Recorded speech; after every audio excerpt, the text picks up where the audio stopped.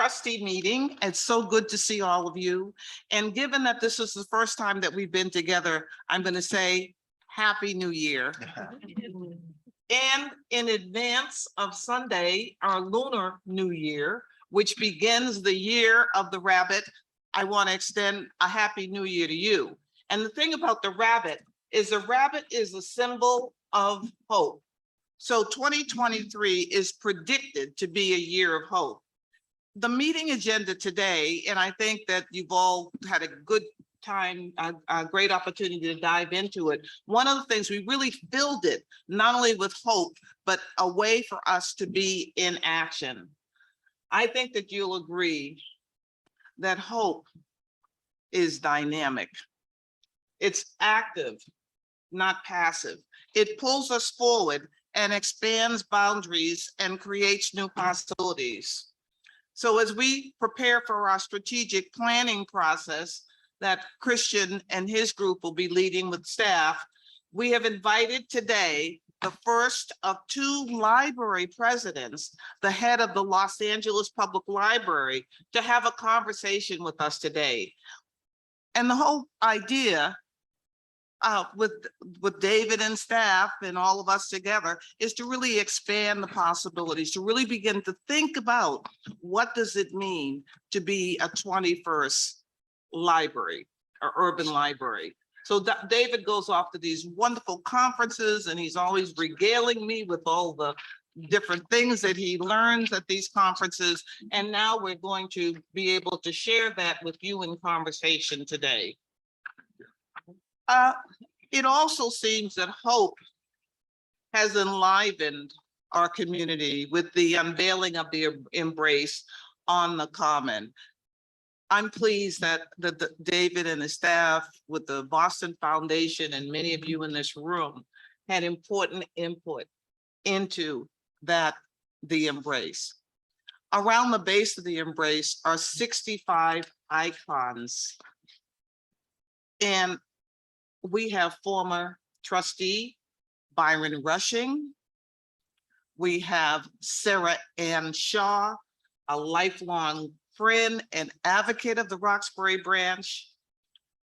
We have Jose Masso, and also honored is my mentor, Mel King.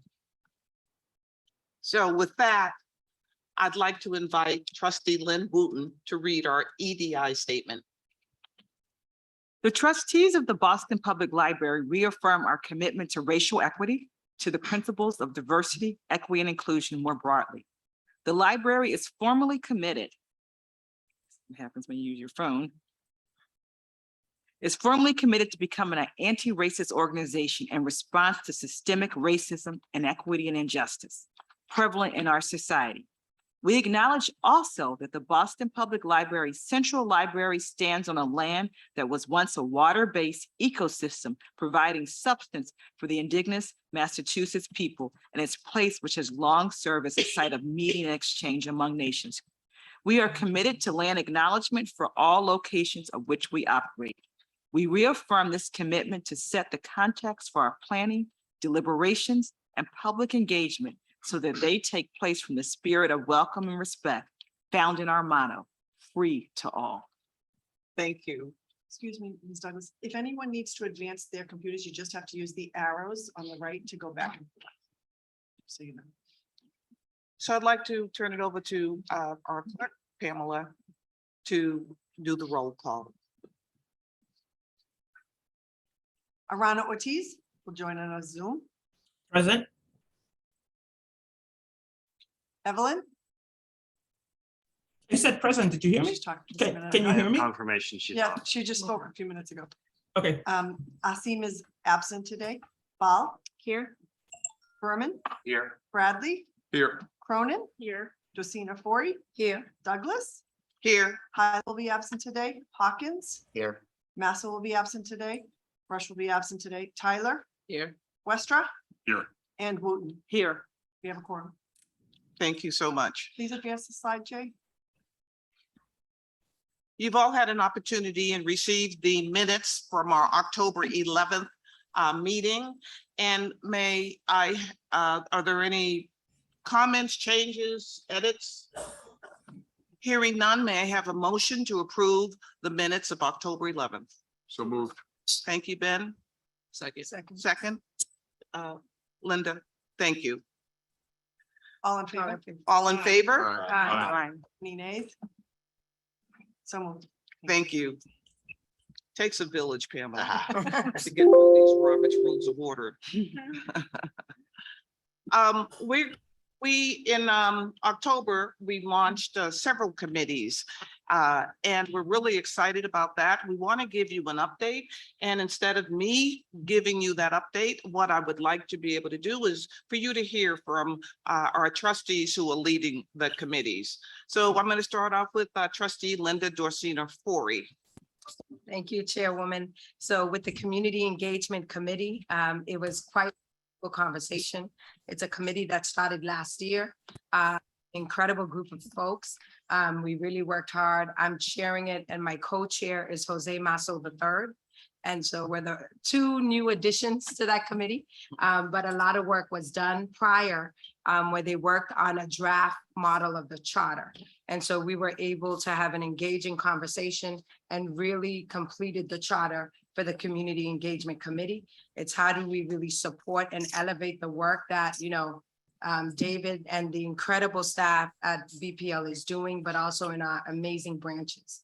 There's a lot of programming, a lot of initiatives that are taking place. And for us as trustees, but also as this committee, is how do we help elevate it and amplify the work? And so it was a great conversation and we continue to work together. Thank you, Chairwoman. Any questions? Some questions. Okay, good. Thank you. We have a new committee that's just getting started by trustee Najib Bao. Yes, good morning. Can everyone hear me? So I'm very honored to be asked to chair this committee. I think we talked about it a little bit at the October meeting. This is to really take the vision that was presented to us a little over a year ago with respect to the McKim building and bring it to reality. So I will be working with David, obviously, and the folks that you see listed here, all of whom have enthusiastically agreed to be part of this subcommittee to think about how we bring this really exciting project to reality, thinking about both the fundraising aspect of it and engaging with the city and the state and with private philanthropy and as well as just actually getting the project underway. So I'm very excited about it and very grateful to the folks who have agreed to be on the committee. We will be reaching out in early February to set up our first meeting and we'll look forward to reporting at future board meetings. Thank you, Madam Chairwoman. Thank you so much, trustee Najib. And let me turn it now to Christian Westra.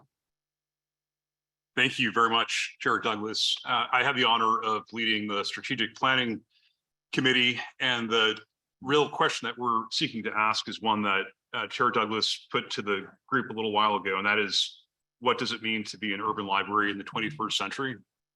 The last time that a strategic plan was really formally undertaken and put into place was in 2011, the Compass Strategic Plan.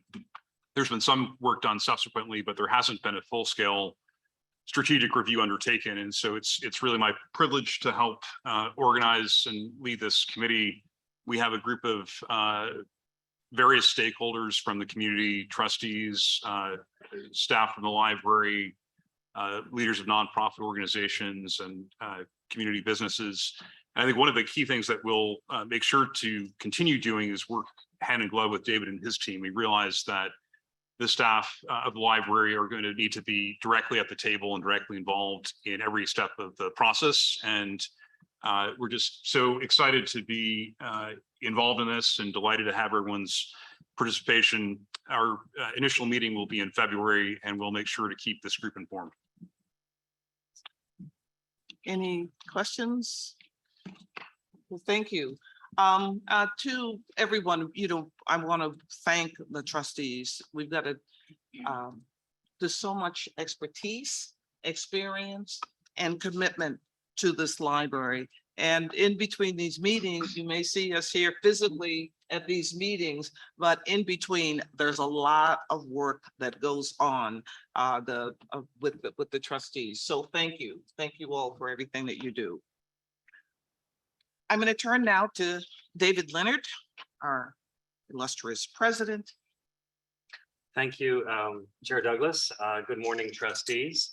As we in some ways have begun situating the conversation here about the future of the Boston Public Library, I'm going to hold my opportunities and updates until the end of my report and go straight to introducing our guests today. We just heard specifically about the three committees of the trustees of the library, each of which in its own way represents a strategic opportunity to shape what we are about, whether it is about the community, whether it is about the central library here, or whether indeed it is about the overarching strategic plan itself. And so for these reasons and several other conversations among us and among the trustees over the last several months, we have put together a couple of guest speakers to come and join with us, basically in conversation about what it means to be an urban public library in the 21st century. This is an evolving concept. We are not the same type of public libraries as we were 20, 50, or indeed 180 years ago.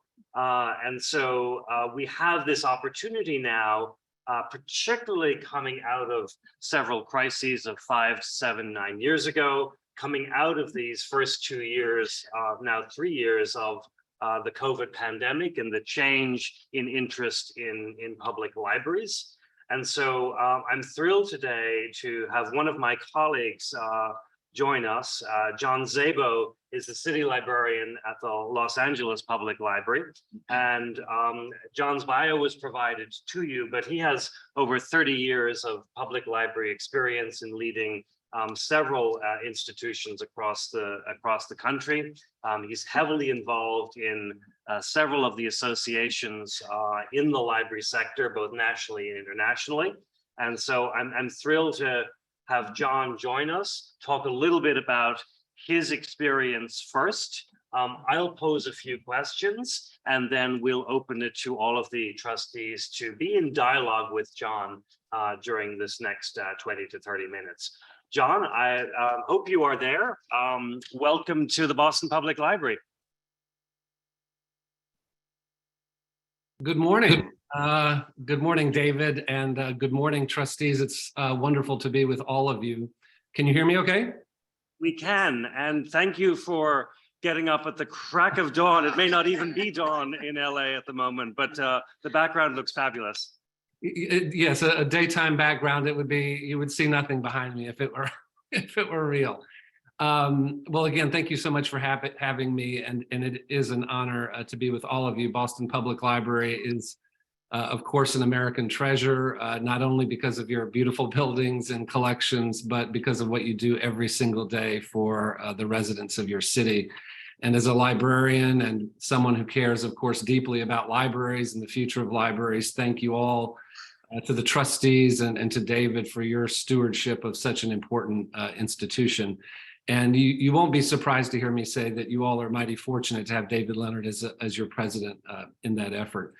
As we have just celebrated Dr. King's, the holiday for Reverend Dr. Martin Luther King Jr., I'm reminded of my time back in Atlanta when I was director of the public library system there, now over 10 years ago, and our Auburn Avenue Research Library on African American history and culture, and just what it meant to be in Atlanta and with leaders of the civil rights movement, people who knew Dr. King, people who remembered him being called Marty as a young child, and also one of the prized items in our collection there, which was Dr. King's library card. We were so fortunate to have that, and that was something that we love to show, and was a reminder, frankly, that the public library touches absolutely everyone, and that everyone has a library story. My message to you all is one that I trust that you know and own, but I believe so incredibly passionately that public libraries today are absolutely more relevant than ever. They are more dynamic than ever. And the opportunity to positively impact people's lives is, I think, greater than it has been ever in the 30 years that I've been in this profession. And I feel like the conversations that we as library people have with neighbors and people at cocktail parties and on airplanes and other places about the relevancy of the public library. Oh, you're a librarian. Oh, are people still coming to libraries? Those kinds of conversations. I feel like I'm having fewer of them. And I think something has happened in recent years where people understand the importance of the public library as an institution to the communities we serve, and understand that they're absolutely essential to our democracy. I hope that ultimately gets reflected in funding and advocacy and support. And I think there's a magic sauce in public libraries. I think it's partly that we're such a trusted institution. This trust that we've developed over decades and decades is a very, very precious thing that not too many entities within cities, counties, local communities have. We are incredible. I'm a bit biased, but we're really good stewards of public dollars and also very good stewards of philanthropic dollars. I mean, you give a children's librarian $100 and they will absolutely impact people's lives. And our public libraries are in neighborhoods throughout our community. They're throughout Boston, they're throughout Los Angeles. And because of that, we understand the issues that our communities face. We serve absolutely everybody. And when we say we serve everyone, we really, really mean it. We serve the poor, we serve wealthy people make use of our libraries, we serve the housed, the unhoused, documented, the undocumented, the youngest in our community with programs for infants to the oldest in our community. And that trust that we have, that position that we have in the community, that ridiculously broad mission, I think is something to be leveraged. I think it's something to be leveraged to do good, to make a difference, to have a big impact on the greatest challenges that our cities face. Arenas like digital equity, homelessness, health disparities, unemployment, immigrant integration, economic opportunity, and the list goes on and on. And that broad mission we have of lifelong learning, of empowering people, of providing opportunity in so many different ways through our services and activities gives us really a great opportunity to be a high impact organization. And I think that we have to be really effective in communicating that.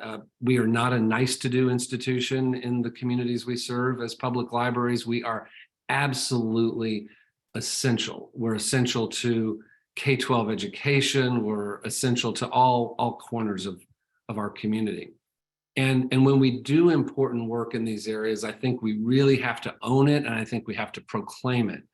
An area that I feel very, very strongly about is communications, marketing, public relations. These are not nice to do things. They're critical. I think we have to do them in a savvy, culturally competent way.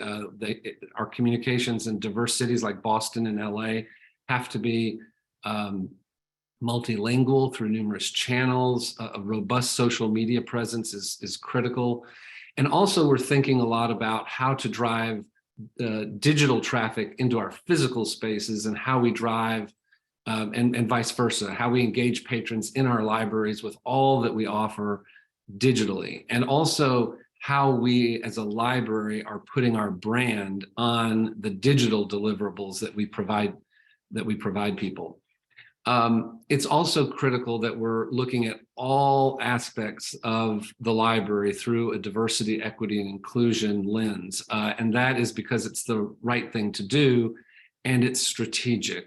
This is looking at our staffing and our collections, of course. It's looking at public programming, looking at safety and security through this lens, exhibitions, communications, policy certainly, and even procurement and how we can be more inclusive there. just some quick highlights about LA Public Library. We are doing all of those warm, fuzzy things that one expects from a public library, and I think we do them very, very well. And we're also doing important work addressing a number of those issues that I mentioned, and also working with elected officials and other stakeholders in our community to make certain that the library is front of mind and that people know what it is we're doing in all of those spaces, and that we have cheerleaders beyond just those people that may be on our board or our foundation or our staff. Serving immigrants is an enormously important thing for us, and it's something that public libraries have a tradition of over many decades. But making certain that all immigrant communities in Los Angeles know that the public library is for them. And so our New Americans initiative has New American centers in 7 of our libraries, New Americans welcome stations in all 73 of our libraries. And what better partner with the federal agency that oversees naturalization than the public library? We're approachable, we're in every neighborhood. And again, that trusted piece is so important. We've also infused the STEM topics or STEAM topics, the science, technology, engineering, arts, and math in all of our children's programming. And we're also greatly focused on community archiving, preserving local history, special collections. And I think what we have to offer there is not only being good stewards of those collections, but also the fact that we're just as interested and we get just as excited about a 6th grader's history fair project as we do a scholar that may be coming in doing research. Doing great work with digital equity, not only within our buildings, but also making certain we're circulating laptops, mobile Wi-Fi hotspots in communities across Los Angeles through a program we call Tech to Go. And also speaking about our innovative work with the enthusiasm that it deserves. I think a lot of times in public libraries, when it's something that we may know that many other libraries around the country are doing, we don't speak about it as the dynamic, innovative thing that it is in our own community. And I think that's really, really important for all of us in libraries. And just before we go to questions, because I know we want to leave plenty of time for that, I think it's important to remember that public libraries are extremely adaptable to change. And I think you look over the last many years, the way in which libraries have adapted to technology, to making technology accessible to people, is an excellent example of that. We're much more nimble than people realize. And I think the future is bright. But I think we have to be absolutely relentless in ensuring that we're effectively serving absolutely everyone in our community. And I think that's an inherent value in libraries. I think we need to practice it even more, constantly thinking about who we might not be serving, what might be a barrier to service. Is it any of those things I mentioned earlier? Is it policy? Is it our approach? Is it staffing?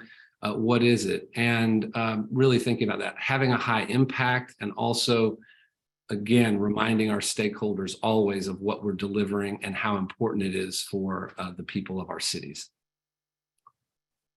John, thanks so much.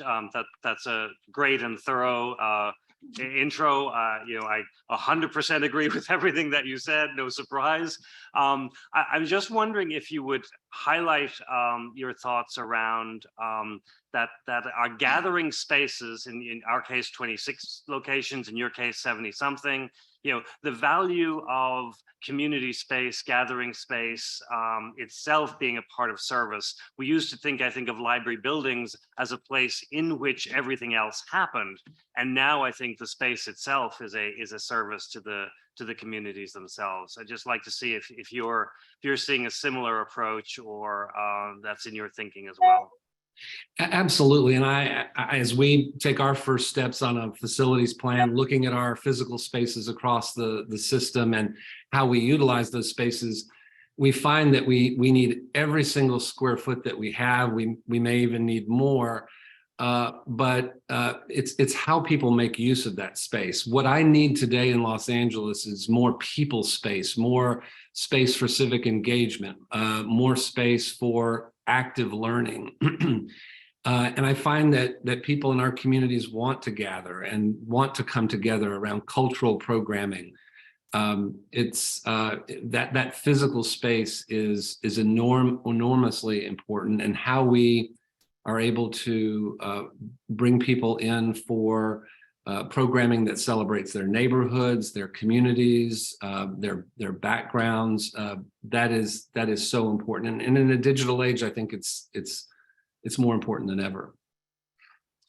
Thank you. And then in terms of this shift from more traditional services, which maybe are more books, reading, literacy focused, to what I consider this range of services spanning human services, civic engagement, social services, how do you navigate that tension, and how far do you think we're going down that road beyond those traditional services?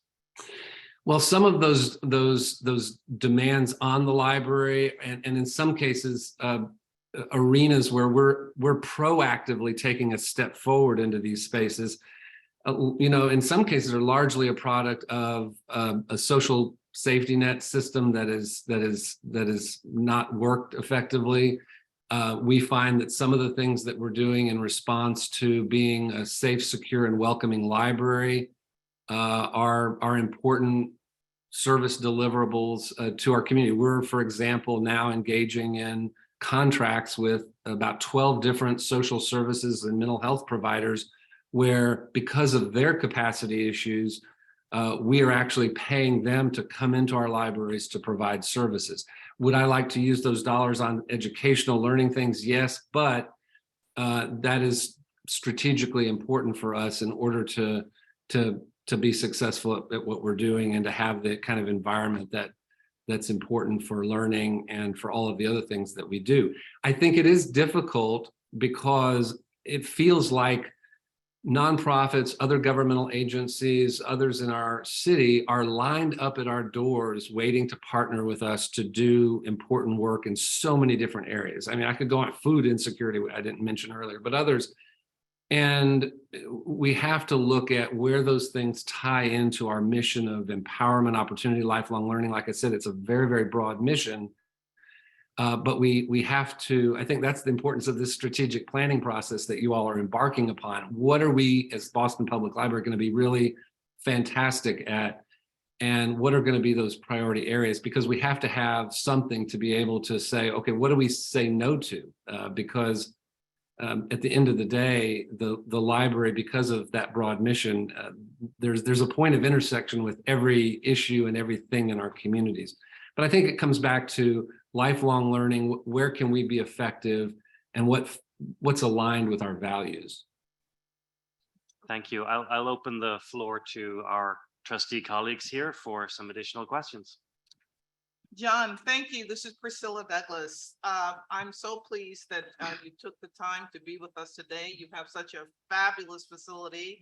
I took the virtual tour and thoroughly enjoyed seeing the chandeliers. Your mission is, and I'm going to read it because it is to provide free and easy access to information, ideas, books, and technology that enrich, educate, and empower every individual in our city's diverse community. How did you come up with your mission? Was it part of a branding? Was it part of your strategic planning? And who was involved? That has been our mission for some time. And when we go about looking at a mission and vision statement, whether we are doing strategic planning, we recently evaluated all of our communications efforts and how effective those were. We're always trying to engage absolutely as many people as possible. It was a process that involved the public through all of our locations. It was a process that involved our staff at every corner of the organization, and was developed in that way. And also recognizes that incredibly sweeping mission of empowering and providing opportunity to people, accessible technology, accessible collections, and really, I think, trying in that mission to represent the values of what we are as the Los Angeles Public Library. So given the sweep of that mission, is there anything that you really can say no to? Yes, I mean there are partnerships where we've said that is something that just we don't believe we have the capacity to do. Often the things that we say no to are things that are simply might be aligned with the mission, may not be outside of the mission, but are simply things that we don't have funding for, don't have the capacity to deliver, or have to be honest and say, if we did this, we don't think we could do the stellar, exceptional job that we want to be the case with anything that the LA Public Library does. Thank you. And being able, it's I will say that it's easier to say no when we have been communicating without ceasing about the innovations that we do, when we have that communications effort, because people know that the public library is doing all of this work in all of these different spaces, so that the conversation is always, I can't believe the library is doing work in this arena. That's absolutely fantastic. When they know that and they don't see us as a sleepy institution that is not front burner, I think that it makes it easier to say no, and people understand why. Trustee Representative China Tyler to my right. So Hi, John. Good morning, and thank you so much for the presentation and for being with us this morning. I know you're very familiar with some of the concerns around housing in your city of LA, and we're unfortunately experiencing some of those concerns as well here in the city of Boston. So I just want to hear a little bit about what are some ideas around facing the housing crisis and using the library and all that you have to address some of the issues around housing and affordability and all things under housing. What's going on there? Sure. Well, it is absolutely front of mind. It's something I'm talking a lot about all the time. I'm particularly talking a lot about it these days as we have a new mayor. It's the third mayor I've worked with since being at LA Public Library, Mayor Karen Bass. It is her number one priority in becoming mayor, and she just was inaugurated in early December. And I'm really pleased that there are a lot of good things to talk about with the LA Public Library and in that space. And I think first and foremost, the way the public library approaches the unhoused population puts us a few steps ahead. I think we approach the unhoused with dignity, with respect. First and foremost, they are our patrons. There is no denying that there are tremendous challenges, that all of the issues that surround the crisis of homelessness brings. But again, we try to look at it as, gee, within our 73 locations, and it is an issue that affects all 73 of our locations, some obviously much more than others, how can we leverage the fact that they are with us, they are in our midst, they are here not only to become warmer or cooler, depending on the season, they are here to use our services. How can we take advantage of that? So one of the things that we do is something called the Source, which is bringing multiple social service agencies together and other agencies as well. So it includes the DMV coming to provide free identification. It includes nonprofit entities providing transitional housing, mental health services, the Veterans Administration. And if you are unhoused, availing yourself of all of those services that you need and might be eligible for is immensely difficult. So bringing it all together at the library is very, very beneficial. It also allows us, working with nonprofit partners, to enter these individuals into the coordinated entry system, which is a case management system that allows them to get more effective, tailored services. We also provide training to our staff on de-escalation. We are shifting our approach around safety and security, which is not entirely in and of itself an issue around the unhoused, but that certainly does impact it. And we are, I think in the past, years ago, we had sort of one tool in our toolbox, which was uniformed individuals, whether it's LAPD or law enforcement. We still spend far more dollars than I would like on that. I wish we didn't have to spend anything, but we are shifting to tools in our toolbox that more effectively deal with the issues that are at hand. And that more often than not is not law enforcement. We're hiring a social workers. We have a social worker coming on board next month. We're also creating a new classification of staff around, we're calling them library ambassadors, which are individuals who are trained in de-escalation and making referrals around social services and things like that to assist with that as well. We're also opioid crisis is impacting us. We are providing training to all of our staff around Narcan administration, and we've had hundreds of staff now voluntarily get trained in that as well. And every day in our libraries, we're making referrals to transitional housing and helping people get the assistance that they need. And also inviting those nonprofit partners and other agencies in at individual libraries. And we've worked with Urban Alchemy and other organizations that are working in other cities as well.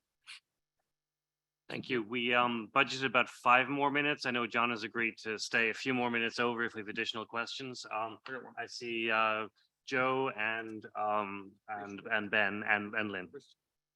And Chris as well.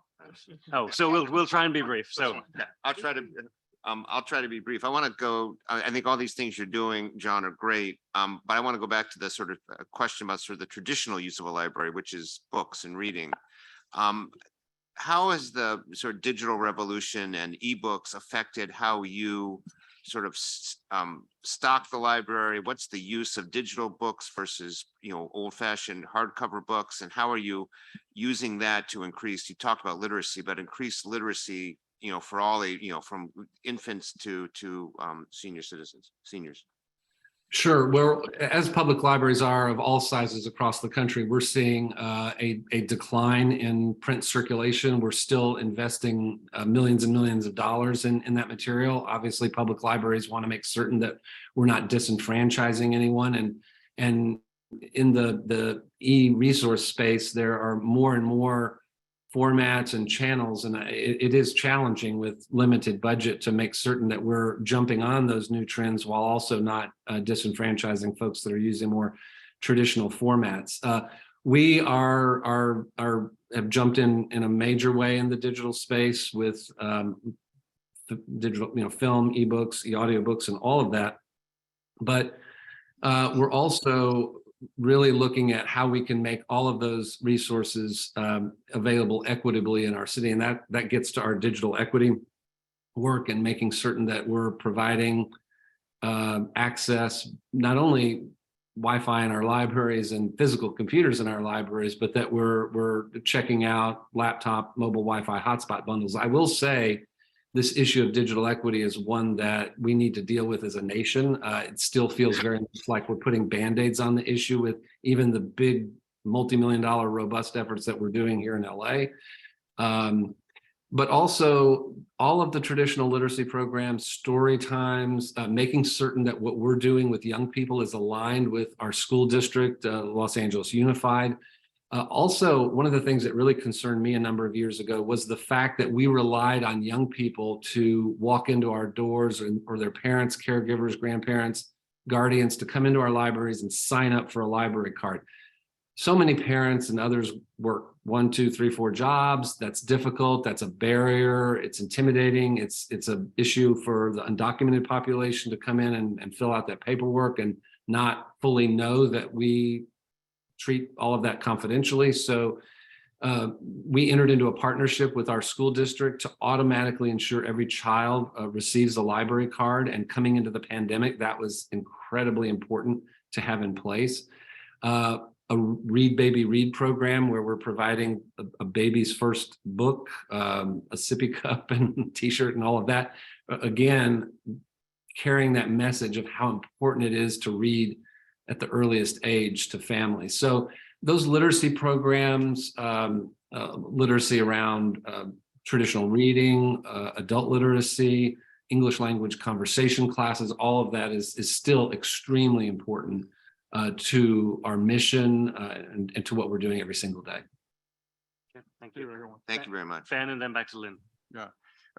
Good morning, John. Thank you very much for getting up so early out there to speak with us. I wanted to follow on David's question about the importance of community gathering spaces. In that context, how important are exhibitions in your strategy to drive turnout to these community gathering spaces? And I specifically wanted to ask you about a current exhibit that you have on the Negro League Baseball Museum and how that's gone, because they've approached us for possibly staging an exhibition in the context of the NAACP convention coming up here in Boston in July. I think they're enormously important. I wish I had more exhibition space in all of our branch libraries. Now, we will take advantage of a wall in a meeting room or the main room of a branch library. Yes, at Central Library, we are so fortunate to have very grand, wonderful exhibit spaces, large and small, in the building. And I think they're critical to drive traffic. They're critical to when the kinds of exhibitions we put there help let Los Angeles know that we are an institution for everyone. We want to make certain that those exhibitions reflect the histories in our neighborhoods and communities and the people that we serve. This was a fantastic exhibit. Sometimes the exhibits we do are traveling. Sometimes they're curated ourselves by our own staff. Our Library Foundation, which is our philanthropic arm, will also put together major exhibits and fundraise for those exhibits. This one is a traveling exhibit from the Negro Leagues Museum in Kansas City. It was very briefly at Dodger Stadium, and we are delighted to have it for a few months here at our Central Library. And one of the things that we did with the traveling exhibit is also look at our own special collections. And one of our largest archives is a collection of about almost 4 million photographs, and pull the photographs that help speak to diversity in baseball and with the Dodgers and history of Dodger Stadium here in Los Angeles. So to complement that exhibit, I will say it was the challenge of getting that exhibit from Dodger Stadium into Central Library a few weeks ago was challenging, because Elton John did a concert at Dodger Stadium and security would not let us go in to take the exhibit out. So, but we did, and it is up and open, and it's wildly popular. We're getting a lot of media coverage around it, and we're looking forward to having the mayor come visit it as well soon. And it's really fantastic. It's an artifact-based exhibit that tells obviously a very, very important story. Thank you. Thank you. Lynn. I think this will be a quick answer. So I'm president of Simmons University, and we're the only library science graduate program in the state here. So every day I'm thinking about, what do we need to do to educate the future generation of people who work at libraries? What skill sets? How's the world changing, especially in this employment crisis? And how do we attract people to the field? Oh, that's wonderful. And I knew you were on this board, and I was very excited that you were going to be in this audience. And everyone in library land knows all about Simmons, and it's a great program. I think recruitment into graduate library programs is enormously important. I think in our library, our staff is representative of our community. However, in the professional ranks, it is not. This is a problem nationally, and really need to work on that and look for creative ways to bring staff that we currently have in support staff positions that don't require a library degree, bring them into the profession and have those channels. And I don't think that the relationship between libraries and those graduate programs is as strong as it could be. I think ensuring that students and people going into the field can lead and can manage, understanding that from any point in an organization, people can be leaders, but at some point a librarian is going to have to manage something. So making certain that they have management skills, leadership skills, also the ability to speak with tremendous enthusiasm and passionate about the mission, whether it's a law library or an academic library or a public library. Being able to do that is hugely important. And also understanding the kind of impact that libraries can have, whether it's in institutions of higher learning or public libraries, that it's a high impact business. And that's the thing that keeps me awake at night, is the amount of opportunity that is out there, and what is a lot of capacity, but not enough to be able to really make a difference in so many different areas. Thank you. I have the hands from Christian and Linda, and then we'll try and wrap up with apologies to everybody else. Yeah, thanks very much, John. This is really fascinating and deeply appreciated. One more granular question on the marketing and communications review that you mentioned that you'd undertaken. You emphasized earlier the importance of making sure that you were communicating with all members of the community and ensuring that you had multilingual communications, for example. But how do you think about effective communications? I suspect there are thousands of different services that the library provides, as you alluded to. How do you think about which to highlight as part of your marketing strategies in the way of, as a way of getting the most excitement and the most in the best press possible for the library? Well, one, we have some professional library staff within our public relations, communications, marketing group, which helps with that. They obviously are looking for those programs that they believe they can pitch and get earned media coverage.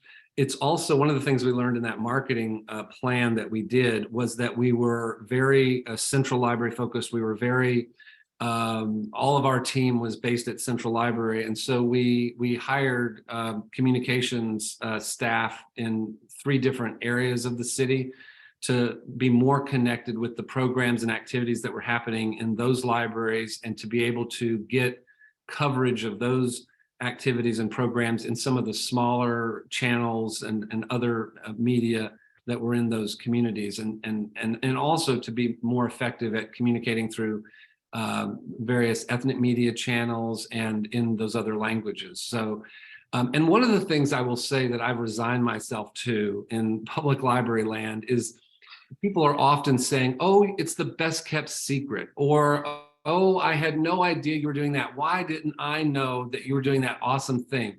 And evaluating the library as being too quiet or not saying, and the reality, and I've heard that from our own board, I've heard that from the community, I've heard that from elected officials and others. And I've resigned myself to the fact that it's actually a very beautiful thing that everyone doesn't know everything that we're doing, because it speaks to how much we're doing. The LA Public Library has over 1,000 programs on a monthly basis, be it a story time at our Porter Ranch Library or an exhibit at Watts or a music program at Central Library. And there is no way everyone can know everything that we're doing. And there are things that are happening in our library this week that John Szabo does not know about, and that I may learn about after the fact. And I think that's a glorious, beautiful, wonderful thing.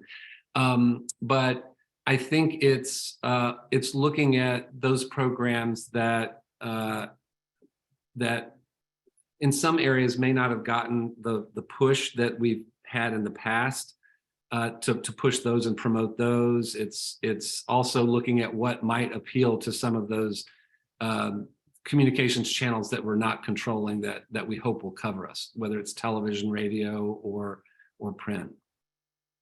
Thank you. Thank you. And a final brief question from Linda I will Dorsinapori. be brief. Okay, Linda Dorsinapori, thank you, John, for being here. We're so grateful, but very refreshing, right? Because many of the initiatives and programming that LAPL is doing, we're doing it here as well, right? And I think it's fantastic. The piece around communications is critical. One of the things I'll say, I love how the creativity in terms of bringing the services in, whether it's partnering with municipalities, but also focusing on the nonprofit lens, because you don't necessarily have to hire library staff to do it. If you have a nonprofit, that's excellent. Then how do we bring them in to provide the services, which was wonderful to hear. I lead community engagement, and one of the greatest conversations we had was around physical library cards. So I was happy to hear that you're teaming up, with the school systems to give a library card to every child, right? And how do we get them registered to do that? So that's, do we do that now? Okay, see, we do that now. Someone, a staff was saying we do that now. So we just thank you. And final piece, I'll say, we agree with you that we have a great leader in David Leonard. So thank you for being here this morning. Thank you. If I could also add, one of the things that we did to make that physical card important and valuable and even collectible is we engaged thus far just a couple of artists, and we're looking forward to the third one to do limited edition library cards. And Shepard Fairey, who's very well known for having done the famous iconic Obama Hope poster during that campaign and the Obey clothing line. Then also he did one, and then Gajin Fujita, a local artist, did another, and both were wildly popular, helped make the library card a really desirable thing, and it was also a great way to highlight local arts. So that's something we're excited about as well. That's great. John, that's a great note probably to end on. I'm glad there are still things we can be jealous of that you've been able to accomplish out there. So thank you so much for spending time with us this morning. And I owe you, so we'll be on call to return the favor in whatever way that you choose. Thanks again, and enjoy the rest of your day, which I'm sure normally doesn't start this early. All right. Thank you all so much. It's really been a pleasure. Thank you. Thank you so much. Absolutely. Take care. Trustees, in the interest of time, I'll just make the following comments that this is part of our ongoing conversation. And so at the March meeting, we're expecting to have Roosevelt Weeks, who's the director of the Austin Public Library, join us for a similar conversation. And also in committee work, we'll be continuing these conversations. In terms of recent accomplishments, I just want to highlight that you should have seen a copy of the end of year wrap up with all of the accomplishments, the books lent, the number of programs and services. So I'll leave that for the record. The one thing that continues to hold us back is really continuing to build back our staff capacity, which we're making great progress on, but still have a ways to go. So I want to acknowledge that. Also, what an amazing weekend this was, marking the Martin Luther King Jr. weekend with the Embrace unveiling on Friday, and other celebrations throughout the weekend. We were thrilled to be highlighted on CBS Sunday Morning, which we'll send the link around if you haven't seen it already, which took work that an author had done based upon the research holdings here at the Boston Public Library, specifically the anti-slavery collection and the abolitionist works. An amazing highlight for both our special collections and current day engagement with those collections. And of course, we're thrilled to partner continually with what was MLK Boston, became King Boston, is now Embrace Boston, facilitating some of the early community meetings and process around their work. And so with that, I will end my section and we will go to the more minutiae and very important business of the balance of the meeting. Thank you. Well, thank you, David, and thank you so much for introducing us to your colleague, John Szabo, and for that very stimulating conversation to get an insight in terms of what that library is doing. I'd like to now call on Vice Chair Evelyn Arena Ortiz, who's the committee chair, and Ellen Donahue, our Chief Financial Officer, to present the Finance and Audit Committee report. Thank you for calling in minutia. I was going to say, and now to the numbers. The most exciting part of the meeting, the next most exciting part. Thank you for inviting John from LA. It was a great presentation. I really appreciate it. So Ellen, is Ellen at the table? It looks so tiny from here. Okay, good. So we have a couple of things that we have reviewed in the committee that wanted to bring forward to the board. And I'll let Ellen go through it, but basically is our next fiscal year, fiscal 24, the maintenance budget. It's a little bit different than years prior, so I'll let Ellen explain why.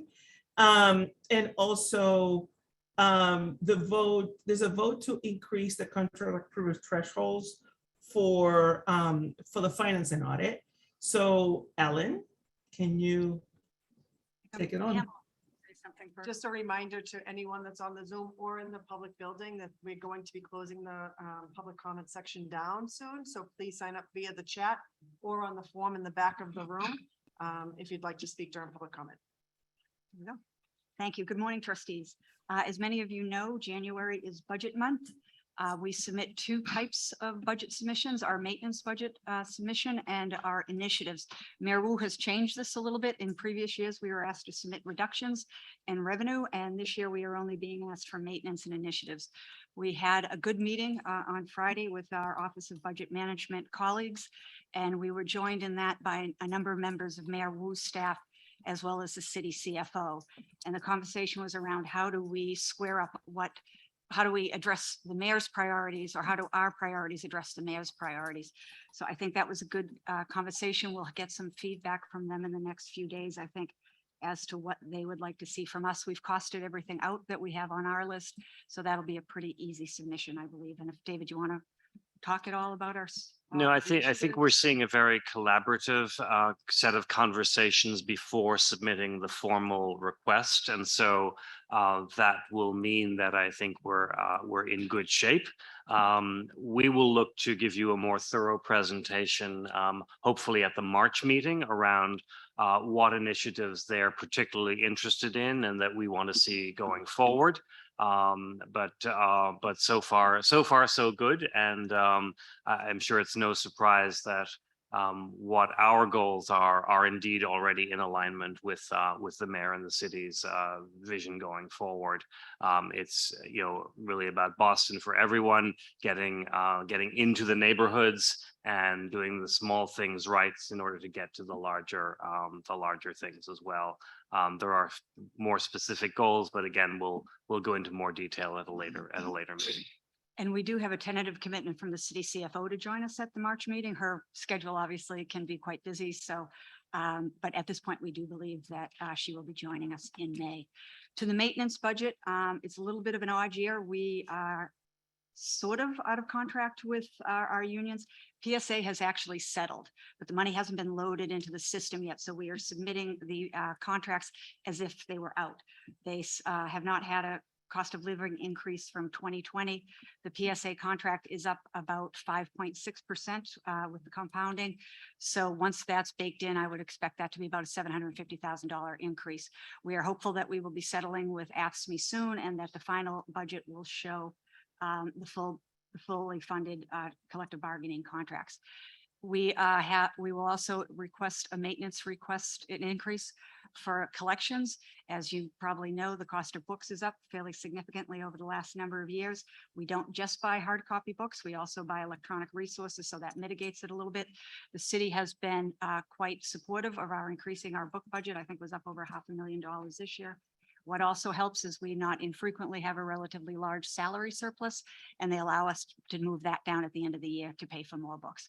So we not infrequently have another $250,000, $300,000 worth of ebooks purchases as we get into the month of June.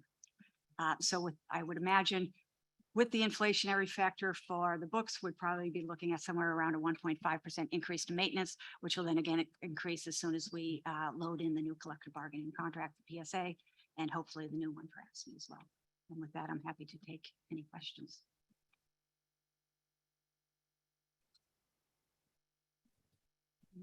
No questions? Excellent. So overall in your report, the relationships, the communication with the city is tight. We're aligning relative to the various initiatives. And you get a sense that in terms of the maintenance, that they really are in tune with our needs.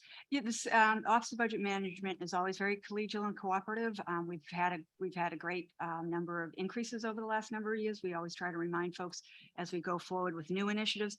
But I think over the course of the last 7 years, we've gotten just under $3 million in new salary, new positions, increases to the book budget. So we have done very well over the last number of years. Thank you.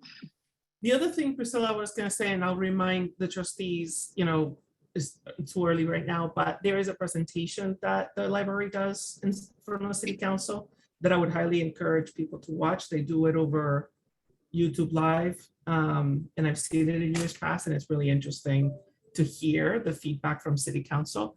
So we will send reminders later on. That's around May.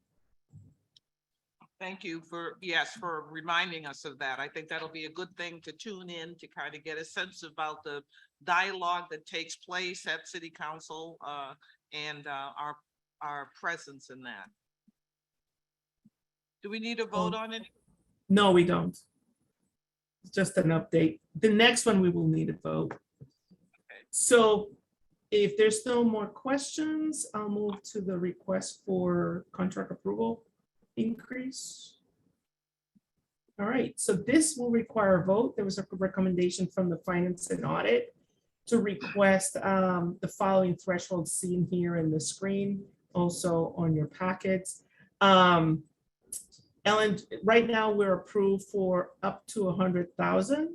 So from audit and finance, the request is to approve, from 51,000 to 200. So that's an increase in threshold of 100K. So Ellen, do you want to speak a little bit more about this? As we make the regular trustees meetings more substantive, we took a look at changing some of these votes so that they don't necessarily have to come to the trustees. The trustees a number of years ago delegated anything up to $100,000 to finance and audit. As we look back at a number of our votes for that amount, not infrequently will the trustees delegate anything up to $200,000 back to finance and audit. Few examples was the recent newspaper processing contract for $200,000, the KBLIC glass enclosures for just under $200,000, and some flooring in Lower Mills. So rather than have them vet it, come to you for additional approval, we would suggest that we make it up to $200,000 for finance and audit. Any questions, concerns? Question. I mean, I think this is a great idea. I assume this is that our auditors would confirm or believe that this is consistent with our fiduciary duties. We haven't asked them that, but the Finance and Audit Committee is a subset of the trustees. Right. So I don't think really contemplated asking them about it. If it would bring people some comfort, we're happy to do that. I support talking to our auditors before. Okay. Maybe we could approve it contingent upon a final sign off by our auditors, just so we don't hold things up, if that's acceptable. That works for me. That sounds reasonable. Yeah, this is reasonable. Okay, That's so a we good want, question. It's a good question. So we would have to amend the vote. And then we had that under 50,000 as well, Evelyn. So typically, as under Inspector General regulations, when we buy something that costs up to $10,000, if we don't buy it off a contract, we just use good business practices. If it's over that, we either do a written quotation contract where we go with low bid who meets the specifications, or for reasons that we don't do a bid, we bring it to finance and audit. Some examples of that in the last number of years, they're usually quite routine. For example, a year or so ago, we wanted to send out a mailing to get to more people about the Roxbury opening. So we needed to go to a mail service company. That was $20,000. We had to bring that to finance and audit. We wanted to keep our HR director on as a transition period. That was $30,000. We had to go to finance and audit.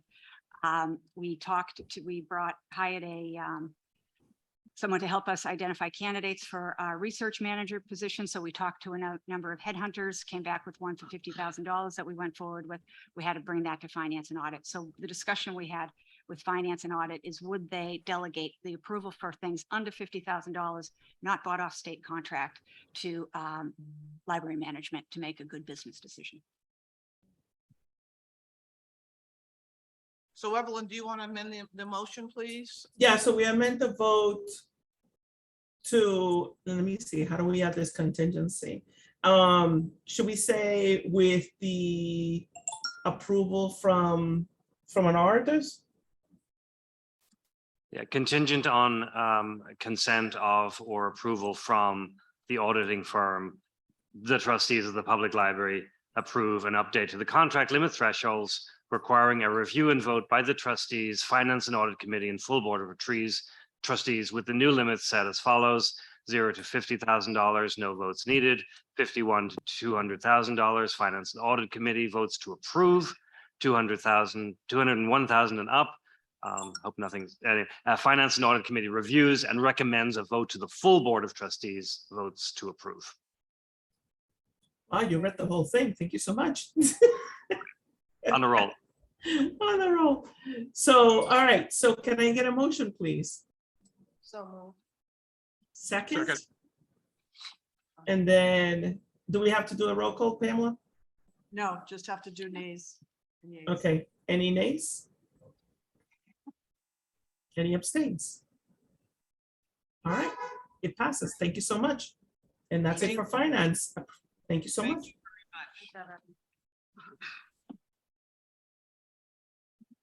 Okay, so let's move on to new business.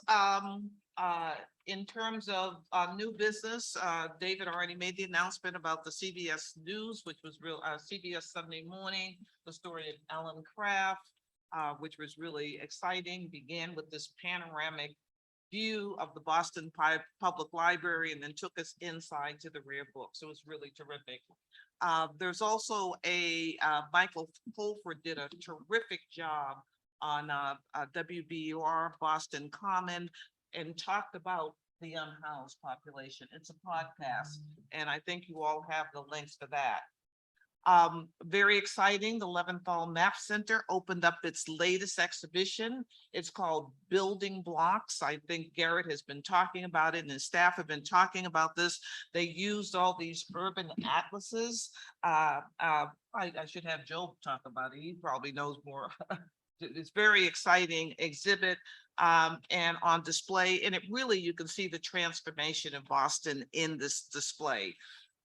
There's guided tours, trustees, if you want. Obviously, you can come on your own, but you can come on 5:30 on Wednesday or Friday, or you can come at 11:30 on Saturdays to take a guided tour.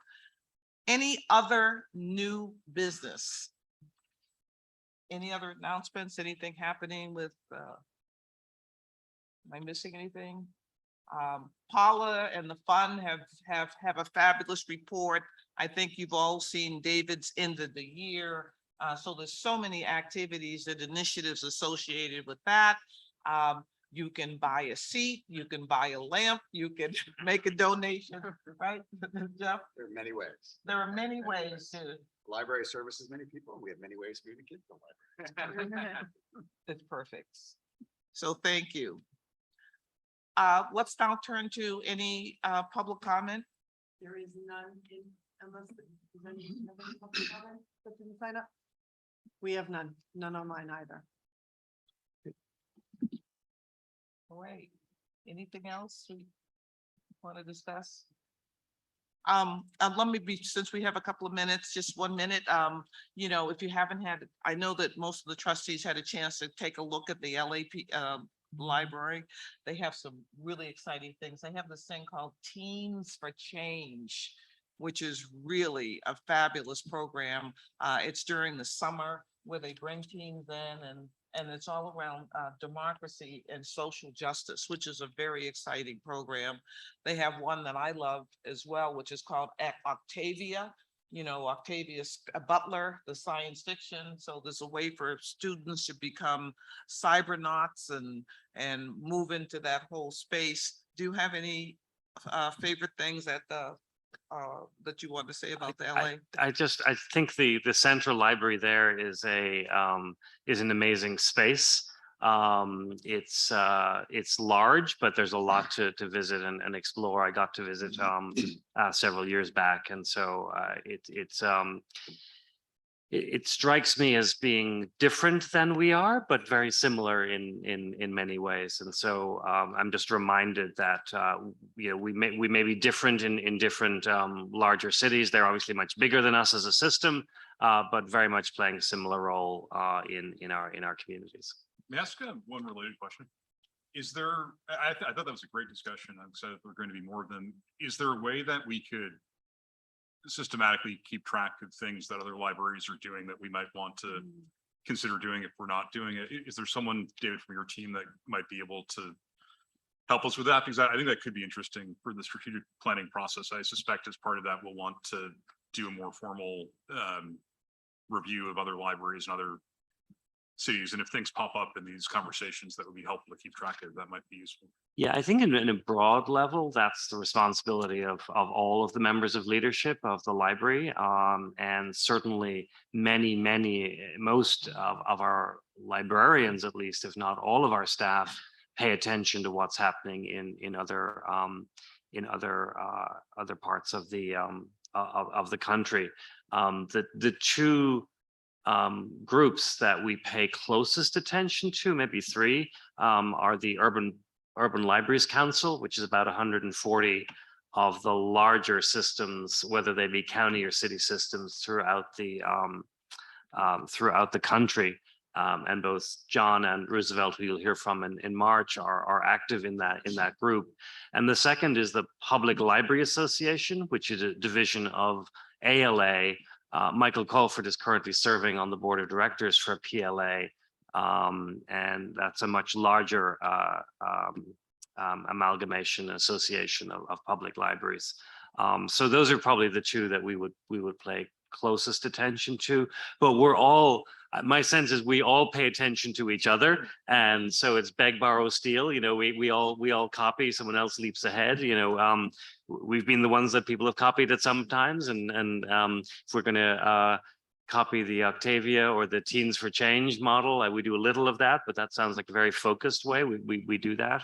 And then, you know, within the research community, there's of course ARL, which is about another 120 university academic libraries that we also pay attention to because of our research dimension. So I'm afraid that's not a simple answer to the question. There really isn't one person whose job it is to follow that. That's really all of our responsibility. So we'll keep, the main thing is to keep the conversation going. That's the, you know, the 2023 is a year of hope, as I said. It's dynamic, it's staying relevant and staying engaged. And each of us as ambassadors to the library will have that opportunity to take a deep dive and to have these conversations. So it's one of these things, if you see something, share it. Okay, see something, share it as well, and we'll have more dialogue. So, hey, I'm going to give you back 10 minutes. Can I get a motion to adjourn? Thank you. Second. All in favor? Aye. Thank you. Bye. Bye. Bye. Bye.